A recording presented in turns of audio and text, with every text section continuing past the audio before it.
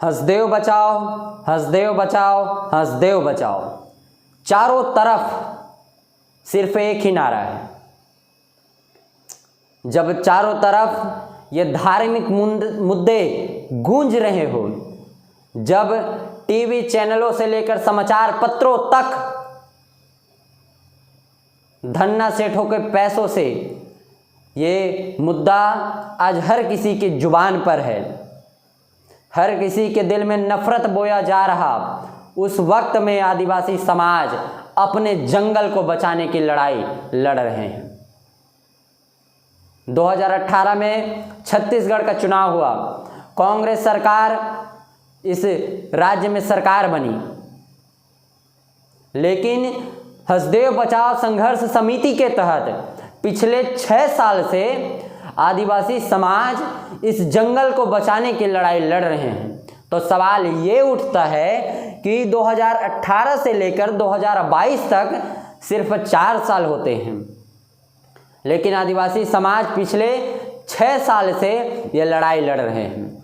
जो कांग्रेस के राष्ट्रीय अध्यक्ष थे राहुल गांधी 2015 में, उन्होंने यहाँ आए और इन आदिवासी हसदेव जंगल के आसपास के ग्राम पंचायतों में जाकर ये कहा कि जल, जंगल और जमीन की लड़ाई में हम आदिवासी समाज के साथ हैं।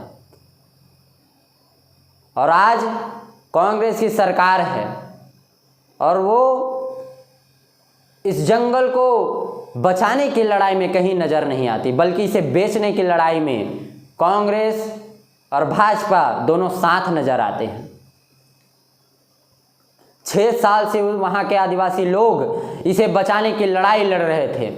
हजारों की संख्या में वो विधानसभा की तरफ कूच कर गए, मगर ये लड़ाई अब भी जारी है। वो लोग भी सोशल मीडिया पर लिख रहे हैं जिनके आकाओं ने इसे बेचने का काम किया।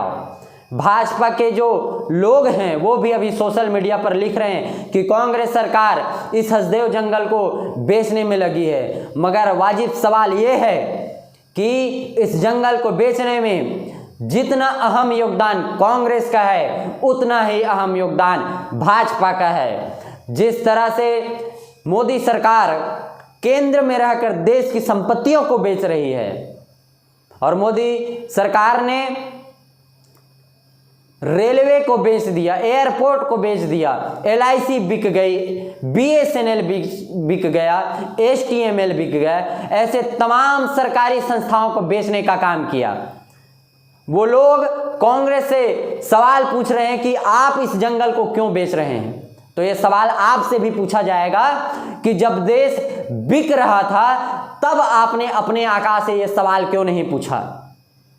कांग्रेस और भाजपा एक हैं। ये निजीकरण का जो दौर अभी चल रहा है, इस निजीकरण को कांग्रेस लेकर आई और जिसे अंजाम तक ये मोदी सरकार पहुंचा रही है। कांग्रेस हो या भाजपा, दोनों ही सरकारें एक दूसरे के समक्ष एक दूसरे से मिलजुल कर गठबंधन करके नीति बनाती है और नीतियों को चलाती है। बहुजन समाज पार्टी बार बार ये कहती रही कि शिकारी आएगा, दाना डालेगा, इस दाने में मत फंसना, इस जाली में मत फंसना, इस शिकारी के हाथों में मत फंसना। अभी जो लोग कांग्रेस और भाजपा का विरोध कर रहे हैं, जो कांग्रेस के खिलाफ अभी हसदेव बचाओ आंदोलन में कांग्रेस को दोषारोपण कर रहे हैं, जो दोषी ठहरा रहे हैं, ये लोग चुनाव के वक्त में इसी कांग्रेस और भाजपा के झंडे को उठाकर जन जन तक जाएंगे। इन्हीं मुखौटे के रूप में तैयार हुए इन चमचों, इन भक्तों, इन मूर्खों, इन बेवकूफ़ों से आपको बचना होगा। अगर आप अपने आप को बुद्धिजीवी वर्ग कहते हैं, अगर आप अपने आप को ज्ञानी कहते हैं, तब अगर इस निजीकरण से इस राज्य को, इस देश को बचाना है, तब चुनाव के वक्त में अपना जो वोट है इसका इस्तेमाल करिए।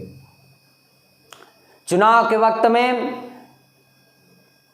जो लोग, जो पार्टियां इस जंगल को सरकारी संस्थानों को इन हाथों में बेच देती है। वो लोग इन पार्टियों को चंदा देते हैं और इन्हीं पार्टियों के चंदों के पैसों से ये लोग आपके ईमान को खरीदते हैं।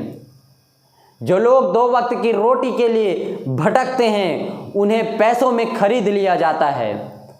पैसे वाले लोग, नोट वाले लोग वोट वालों का वोट खरीद कर अपना सत्ता काबिज कर लेते हैं और जो वोट वाले हैं जिनके पास सबसे ज़्यादा वोट है वो लोग इन नोट वाली पार्टियों से 5 साल भीख मांगते रहते हैं।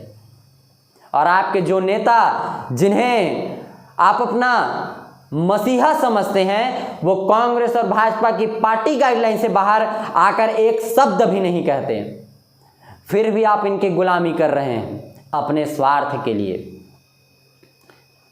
अपने स्वार्थ के लिए, अपने चंद स्वार्थ के लिए आपने आरक्षण को लूटने दिया। अपने चंद स्वार्थ के लिए आप इस जंगल को भी बिकने दोगे। आप अपने चंद स्वार्थ के लिए इस लोकतंत्र को भी खत्म होने से नहीं बचा पाओगे। इस स्वार्थ की राजनीति को छोड़िए, क्योंकि अगर जंगल में आग लगेगी तो आपका घर भी नहीं बचेगा। जाति के नाम पर आपके लोगों को मारा जा रहा, जाति के नाम पर आपके लोग न्याय के लिए दर बदर भटक रहे हैं। और आपको क्या लगता है कि आप एसी में बैठकर अच्छे से जिंदगी यापन कर लेंगे? आप तो कर लेंगे, मगर आपके आने वाले बच्चे इसी बवंडर में फंस कर रह जाएंगे, जिस बवंडर में आपने अपने समाज को फंसा कर रख दिया अपनी स्वार्थ के लिए। इस स्वार्थ की राजनीति को छोड़िए। अगर बाबा साहब अम्बेडकर, मान्यवर साहब कांशीराम, ज्योतिबा फूले, छत्रपति साहू जी महाराज, गौतम बुद्ध, गुरु घासीदास, गुरु नानक, कबीर, रविदास, अगर सब ने अपने स्वार्थ के लिए जीते तो जो आत्मसम्मान के लिए आपके देह पर जो कपड़ा है, आपके जिस्म पर जो कपड़ा है, वो कपड़ा भी नहीं रहता। जो आप सम्मान के साथ बोल रहे हैं, आत्मसम्मान के साथ घूम रहे हैं, ये सब आपके साथ नहीं होता, बल्कि आपको खींचकर, आपके घर से खींचकर आपको मार दिया जाता। अपने इस स्वार्थ की राजनीति से बाहर निकलिए, समाज को बचाइए, इस संविधान को बचाइए।